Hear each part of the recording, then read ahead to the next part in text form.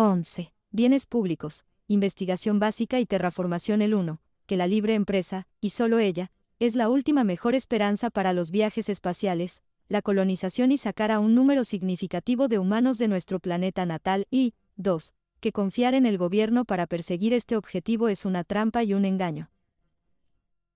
Sin embargo, los críticos señalarán la doctrina de los bienes públicos para denigrar este caso nuestro. Ahora consideraremos esa perspectiva y luego la aplicaremos a dos aspectos cruciales del programa espacial: la investigación básica como un bien público y la terraformación de los bienes públicos. La teoría. Para ver la falacia de las afirmaciones del bien público, se requiere una comprensión clara de la doctrina, entonces la falacia se hará evidente. Este capítulo demuestra que la investigación básica necesaria para la conquista del espacio puede ser generada por la empresa privada, al igual que la terraformación. De hecho, solo aquellos con inversiones personales tienen la motivación para buscar lo que funciona categóricamente y lo hace de manera eficiente. ¿Cuál es, entonces, la afirmación de que existe una falla de mercado con respecto a los bienes públicos? Primero, debemos distinguir entre dos tipos de bienes. Los privados pueden definirse como aquellos para los que es posible excluir a los que no pagan y que son rivales. Por ejemplo, es completamente posible, en realidad fácil, excluir a los que no pagan de los perros calientes de consumirlos. El comerciante tiene una amenaza muy creíble que ofrecer contra cualquier persona que desee disfrutar de su producto, sin pagar, llamará a la policía, con suerte privados. ¿Significa esto que ningún ladrón se salió con la suya robando uno de estos peldaños? No, por supuesto que no. La excluibilidad no necesita ser del 100%. Pero mientras la abrumadora proporción de consumidores realmente pague por sus perritos calientes, este criterio se cumple. En contraste, es muy difícil, según este argumento, omitir del disfrute de los beneficios de una calle urbana abarrotada, un faro, la defensa nacional, de interés actual, la investigación básica y la terraformación. Por su propia naturaleza, se argumenta, estos elementos participan de la no excluibilidad. A los no pagadores no se les podrá prohibir disfrutar de los beneficios, directos o indirectos, de estos bienes y servicios. ¿Qué es la rebeldía rival y qué significa excluible? Un bien es rival si hay competidores para su disfrute. No es rival si todos nosotros, juntos, podemos beneficiarnos de él. Si A come un perrito caliente, entonces B tampoco puede hacerlo. Si B usa un par de pantalones, entonces A no puede hacerlo. A y B son rivales para el uso o consumo de estos artículos. Por el contrario, las ondas de radio y televisión no son rivales. Si 1000 personas acceden a una de estas transmisiones, y unos pocos o incluso muchos consumidores adicionales sintonizan, estos últimos de ninguna manera reducen, y mucho menos terminan, el disfrute de los primeros. No son rivales entre sí. Sin embargo, si los pasajeros adicionales ingresan a la acera o carretera abarrotada, ralentizan a todos los demás. Aquí, entonces, hay competencia o rivalidad. Cuando un artículo no es rival y no se aplica la exclusión, es un bien público puro. Si solo uno u otro criterio es aplicable, se caracterizaría como un bien semipúblico. Si no se aplica la falla de mercado de los bienes públicos, estos son bienes privados puros, donde tanto la excluibilidad como la rivalidad son verdaderas. Que no se piense que cada uno de estos 4 casos describe aproximadamente el 25% de todos los artículos. Al menos en opinión de la mayoría de los economistas, la abrumadora mayoría de los productos son privados. De acuerdo con esta perspectiva, con calles o carreteras concurridas, hay un aumento rival, y los costos marginales de agregar una persona más a ellos serían mayores que cero. Por lo tanto, debemos excluir al menos algunos de estos usuarios adicionales, mientras que agregar un usuario de la carretera o calle vacía no ralentizará a nadie. Los costes marginales o adicionales de hacerlo serían nulos, por lo tanto, no deberían excluirse. Del mismo modo, podemos excluir a los automovilistas de las autopistas de acceso limitado, ya sean ocupadas o vacías, mientras que esto supuestamente no se aplica a las calles de la ciudad, ocupadas o no. La intervención del gobierno está supuestamente justificada en todos los casos de bienes no privados, ya que el mercado no proporcionará estos bienes en absoluto o lo hará de manera inadecuada. Con esta introducción a la teoría de los bienes públicos, ahora estamos listos para explorar las falacias involucradas. La crítica. De acuerdo con la interpretación extrema de esta doctrina, ningún bien público podría haberse producido en una economía libre porque el empresario no puede excluir a los que no pagan o el bien no es rival de Raus, o ambos. Pero esto es muy problemático en el caso de la investigación básica. Sin embargo, sería extremadamente difícil dar crédito al gobierno por estos logros. Por lo tanto, por fuerza, se crearon en el sector privado. Contrariamente a este punto de vista, el argumento de los bienes públicos es incorrecto al menos en estos casos. Hay muchos otros ejemplos contrarios, la música de Mozart, la idea de la conservación del momento angular, etc. Por el contrario, también existe la afirmación moderada de que sí, el mercado es capaz de producir bienes públicos, pero solo puede producir menos o menos de lo óptimo. La dificultad con esta posición es que no existe un criterio objetivo para cuál sería la cantidad óptima, y simplemente no servirá decir que esto es lo que no ocurre bajo la libre empresa. Hasta ahora, solo hemos considerado superficialmente la crítica de esta doctrina de bienes públicos. Ahora, profundicemos. Considere, primero, la concurrida calle de la ciudad. Según los economistas convencionales, los no pagadores no pueden ser excluidos de la entrada. Si bien puede ser cierto que el gobierno es tan inepto que no puede hacerlo, de ninguna manera se deduce que un propietario privado no pueda tener éxito. Si no podía, perdería dinero, finalmente iría a la quiebra y sería reemplazado por alguien que pudiera. Incluso tenemos algunos casos casi análogos de empresas privadas que lograron hacer exactamente eso. Por ejemplo, considere los maratones de Boston o Nueva York. Hay varias decenas de miles de entradas en cada uno. Por lo tanto, las calles y aceras se vuelven muy concurridas. ¿Cómo excluyen los organizadores privados de estos eventos a los freeriders? Simple. Emiten un babero, de unas 6 pulgadas por 8 pulgadas de tamaño, y algunos alfileres de seguridad, a todos los que pagan una tarifa para ingresar y colocarlos en sus camisas. Si hay algún corredor sin tal adorno, es fácilmente visto como un ladrón de servicios, y tratado en consecuencia. Luego, están los problemas con la agudeza rival. Considere un hotel, apartamento, campo de béisbol, sala de conciertos, cine, aula con menos del 100% de ocupación. Eso describe bastante la práctica real, a excepción de la Serie Mundial, el Super Bowl, Mardi Gras o eventos similares. Pero esto significa que no hay rival en cuanto a los asientos o habitaciones desocupadas. De acuerdo con la doctrina engañosa y perniciosa de los bienes públicos, estas instituciones deberían ser nacionalizadas, ya que abunda la ineficiencia económica. El punto es que no costaría nada colocar a una persona marginal adicional en uno de estos lugares vacíos. Pero esto es una tontería. Hoteles y cines, etc. son preocupaciones viables. No hay necesidad de participar en la sovietización de ellos. Tampoco está claro que no haya costos para llenar un asiento vacío en una sala de cine. Los propietarios podrían ver las cosas de manera completamente diferente. Es probable que imponga graves costos psíquicos a sus propietarios. La idea de que deben emitir regalos podría llevarlos a la apoplejía. El Faro tampoco está protegido de este tipo de críticas. En los días de los veleros, el propietario de esta instalación tenía una amenaza creíble de ofrecer a los que no pagaban, con el puño en alto, uno de estos días apagará la luz.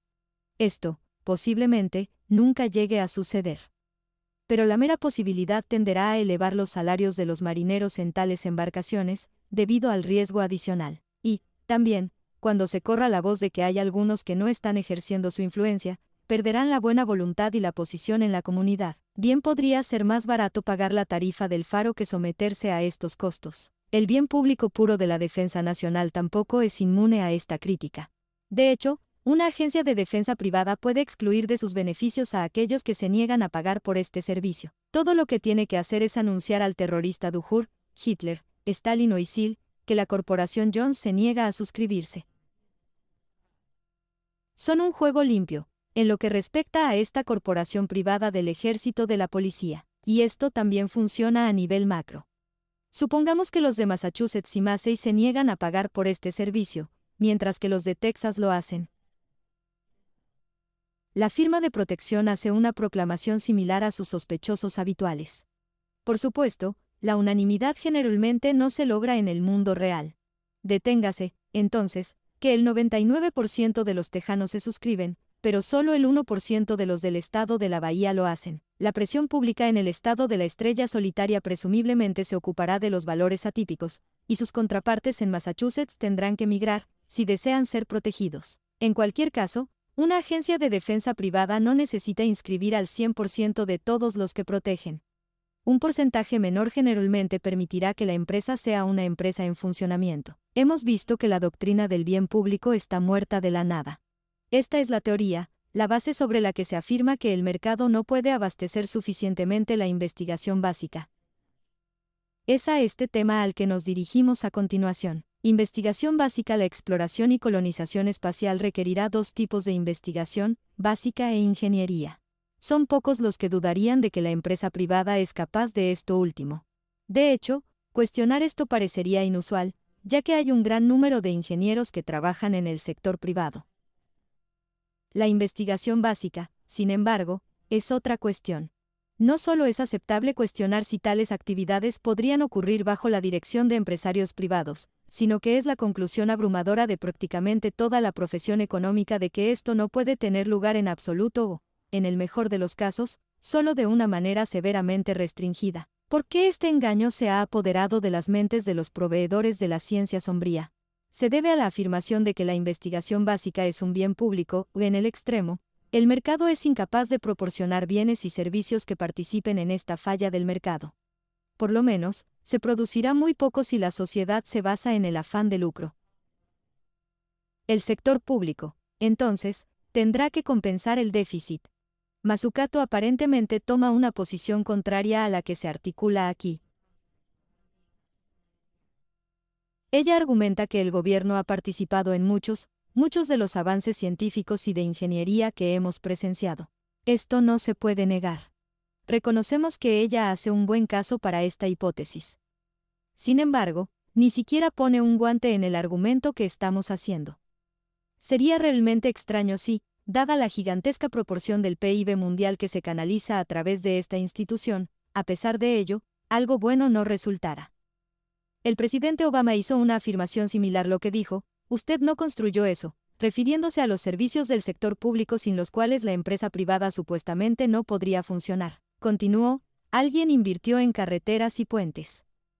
Si tienes un negocio, no lo construiste.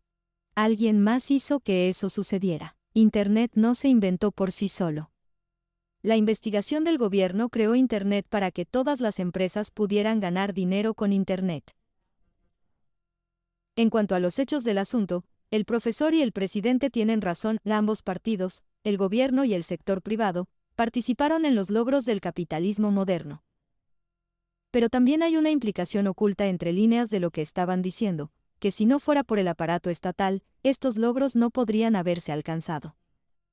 Están participando en un condicional contrario a los hechos. En efecto, afirman que restan al gobierno de la historia, y estaríamos mucho peor económicamente de lo que estamos ahora, pocos o ninguno de estos beneficios se habrían producido. Pero esta conclusión no se desprende en absoluto de la premisa, ya que es una certeza virtual que si el gobierno no hubiera estado involucrado en la creación de carreteras, puentes, túneles, Internet y otros elementos similares en los que confían los mercados, la empresa privada habría logrado estas tareas.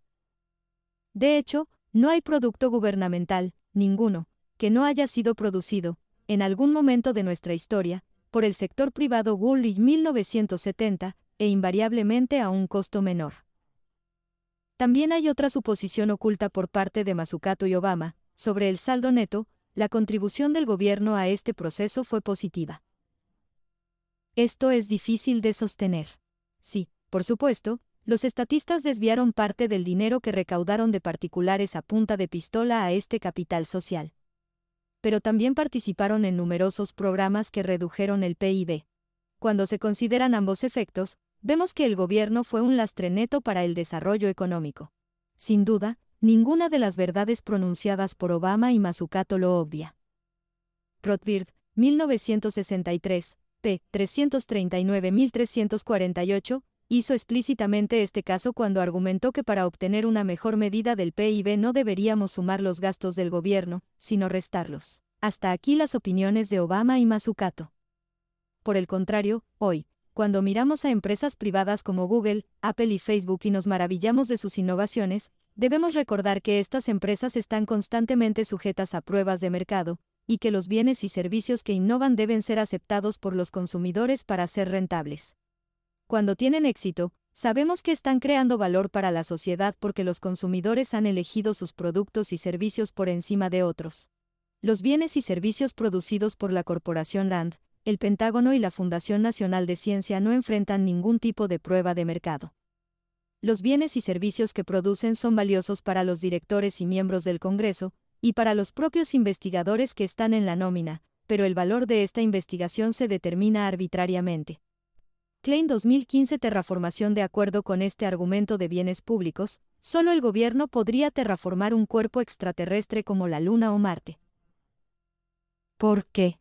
Hacerlo implicaría darles a estos orbes una atmósfera en la que los humanos pudieran sobrevivir, tierras en las que se pudieran plantar cultivos, ríos y lagos y tal vez océanos para sustentar nuestra habitación, y de cualquier otra manera hacerlos réplicas de la Tierra. Pero entonces los freeriders parecerían hacerse cargo del terreno, no habrían asumido ninguno de los costos y podrían beneficiarse de la gran inversión del terraformador. Se alega que esta última no podía excluir a la primera. Por lo tanto, no emprendería este esfuerzo en primer lugar. O, solo lo haría si pudiera poseer todo el planeta, y esto parecería ser incompatible, al menos, con la teoría libertaria de la vivienda. Al principio, hay al menos algo de plausibilidad superficial en esta objeción. Después de todo, ningún libertario aceptaría la idea de que Colón, por ejemplo, podría poseer toda América del Norte 21 simplemente plantando una bandera en su frontera. Ni siquiera podría hacerlo si habitara un perímetro de 1 milla de profundidad alrededor de estas tierras. Aquí, él sería dueño, solo, de ese territorio que había hecho suyo, y no de todo el interior del continente. Repasemos brevemente la teoría libertaria de la vivienda para ver si no podemos ver nuestro camino claro para mantener que el terraformador privado tendría un incentivo para mejorar el planeta en la medida necesaria para la habitación humana. Comenzamos con personas humanas. ¿Quién debería poseerlos? Solo hay 4 posibilidades: sin propiedad, posesión conjunta o común, esclavitud o autopropiedad individual. Primero, si nadie fuera dueño de nadie, ni siquiera de sí mismo, entonces no tendría interés en mantener a nadie. Todos moriríamos. Como nadie nos posee, no tendríamos derecho a usarnos a nosotros mismos. No seríamos capaces de alcanzar la comida. No podíamos ni respirar. Segundo, todos podríamos poseer un 7.000 millones de todos, ya que hay aproximadamente tantos habitantes en nuestro planeta. Desafortunadamente, se produciría el mismo resultado. Para obtener permiso para que los bienes públicos, la investigación básica y la terraformación 127 participen en cualquier acto, tendríamos que obtener un consenso unánime, pero ni siquiera podríamos comenzar a obtener el acuerdo de las reuniones del comité local. Tercero, algunos podían poseer a otros como esclavos. Esto es mejor que las 2 opciones anteriores ya que, al menos, la raza humana no perecería joules boules. Sin embargo, a menos que alguien pueda presentar una justificación que no sea el poder hace lo correcto, que ciertamente no lo hace, esta opción también debe rechazarse por falta de apoyo. Eso deja solo la 4ª posibilidad: cada uno de nosotros somos dueños de nosotros mismos, lo cual es difícil de descartar. Esto se ve reforzado por el hecho de que cada uno de nosotros somos propietarios. Mezclamos nuestro trabajo con nuestros cuerpos. Los controlamos a través de un acto de voluntad, que no ocurre en ninguno de los otros casos. Una vez resuelto, pasamos a la cuestión de quién puede poseer qué franjas de tierra. De nuevo, enfrentamos posibilidades similares. Primero, nadie puede poseer, y por lo tanto tener el derecho de interactuar con, cualquier territorio o incluso materia. Esto puede rechazarse de plano, ya que no tendríamos derecho a sentarnos o pararnos en ningún lugar, un absurdo manifiesto. Una segunda alternativa es que cada uno de nosotros poseemos un 7.000 millones de toda la Tierra. Una vez más, todos pereceríamos, ya que las vastas reuniones de comités necesarias para determinar qué se debe hacer en cada acre nunca resolverían nada. Una tercera opción es que dividamos la Tierra en 7.000 millones de bits, cada uno de igual valor. Este es el más preferible hasta ahora, pero, ¿qué hizo cada persona para justificar los títulos de propiedad de su parte? Nada sería la respuesta. El mejor sistema para asignar tierras a las personas ha sido proporcionado por Locke, capítulo 5, sector 27, quien afirma, Cada hombre tiene una propiedad en su propia persona, nadie tiene derecho a ella más que a sí mismo. El trabajo de su cuerpo y el trabajo de sus manos, podemos decir, son propiamente suyos. Entonces, todo lo que saca del estado que la naturaleza le ha proporcionado y lo deja en él, ha mezclado su trabajo y unido a él algo que es suyo, y por lo tanto lo convierte en su propiedad. Eso, al ser por el removido del estado común en el que la naturaleza lo ha colocado, tiene por este trabajo algo anexo a él, que excluye el derecho común de los demás hombres, porque siendo este trabajo la propiedad incuestionable del trabajador, nadie más que él puede tener derecho a lo que una vez está unido. A los ojos del crítico, sin embargo, esta afirmación lleva a más preguntas que respuestas. Por ejemplo, ¿qué tan intensa debe ser esta mezcla? Es una planta de maíz por pie cuadrado, por yarda cuadrada, por acre, por milla cuadrada, por 100 millas cuadradas, una por continente, una por mundo entero. La respuesta que emana de la comunidad libertaria sobre este asunto es que todo depende. ¿En qué? Sobre la cultura, sobre las prácticas anteriores, sobre los maoríes establecidos, etc. Por ejemplo, al este del Mississippi, donde la tierra es relativamente fértil, una granja determinada por el gobierno típicamente comprendía 160 acres. Al oeste de este río, algo del orden de 10 veces esa cantidad era necesario para mantener el cuerpo y el alma juntos para los agricultores que eran los colonos iniciales. En el desierto de Nevada, o en las selvas del norte de Alaska, tal vez otro aumento de 10 veces estaría en orden. El punto es que no hay reglas estrictas hasta el último decimal en cuanto a la cantidad exacta de tierra que se puede tomar a través de este proceso, cuán intensa debe ser la mezcla. Los detalles se determinarán mediante adjudicación. Todo lo que podemos decir sin temor a contradicción es que cuanto más aislado, deshabitado e infértil es un pedazo de tierra dado, menos intensivo debe ser el asentamiento, para reclamar la propiedad de él. Ahora, no hay nada que se ajuste a este proyecto de ley como lo hace en Marte, formado en la era Anente. Supongamos entonces que la primera empresa en ocupar Marte terraforma todo el planeta. ¿Lo poseen todo? No. Pero ciertamente tienen un reclamo válido de una buena parte de él. Esa consideración y solo eso debería absolver a este proceso de la objeción de bienes públicos de que la terraformación privada no podría tener lugar en el planeta rojo. ¿Cuánto, exactamente? En las primeras fases de asentamiento, esperaríamos que la transformación de Marte fuera de alcance limitado. La idea de que la primera empresa en ocupar Marte terraformaría todo el planeta hasta el punto de que es una copia perfecta de la Tierra es completamente irreal. A menos que el proceso fuera tan simple que el proyecto apenas calificara como mano de obra, una suposición altamente improbable, entonces no habría una ventaja rentable en convertir el orbe rojizo para imitar a la Tierra de esta manera. Y si fuera así de simple, entonces nadie podría afirmar haber invertido la mano de obra necesaria. No, es mucho más probable que los ocupantes iniciales establezcan una colonia de estructuras tipo carpa o subterráneas en las que el costo de desarrollar un entorno transpirable sea lo más barato posible. Por lo tanto, tomarían posesión legítimamente de la aldea en sí, más alguna infraestructura circundante incidental para la viabilidad de su comunidad. En esta etapa temprana, el dibujo de una línea fronteriza sería lo último en sus mentes. Solo después de que muchos colonos compitieran para crear entornos cada vez mejores, Marte se terraformaría gradualmente. Durante este extenso procedimiento, las líneas limítrofes se volverían progresivamente más importantes. La idea de que otros no se benefician del logro de un actor es absurda. Todos los rasgos benefician a ambos participantes. Un innovador podría darse cuenta de que le gustaría tener vegetación verde fuera de su cúpula habitable con fines estéticos. ¿Cómo lograría esto ya que no hay oxígeno? Necesitaría calor, obviamente, más nitrógeno, oxígeno y dióxido de carbono.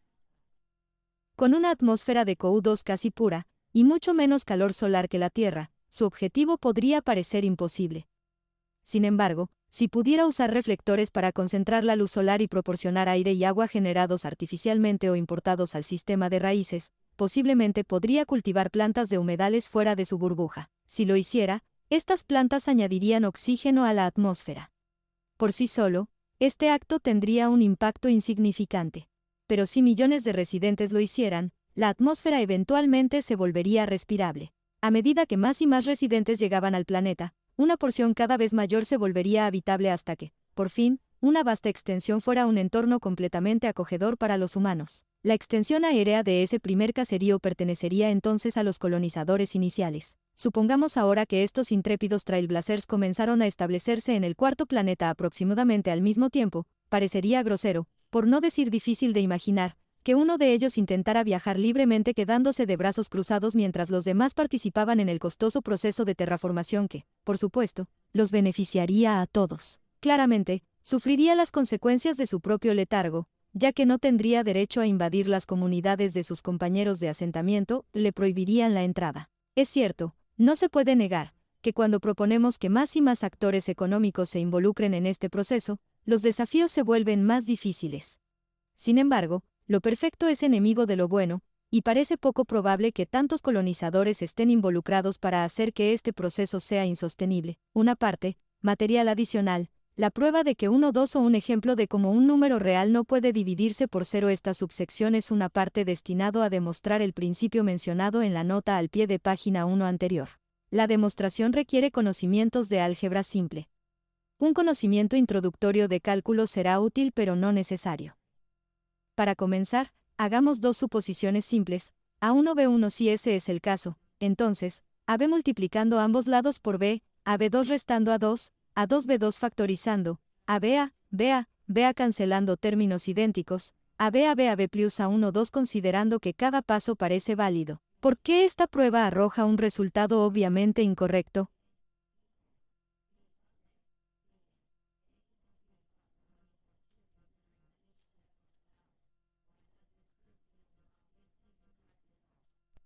La operación de cancelar términos idénticos es simplemente una forma elegante de referirse a la división. El resultado de BA, donde A y B son iguales, es 0.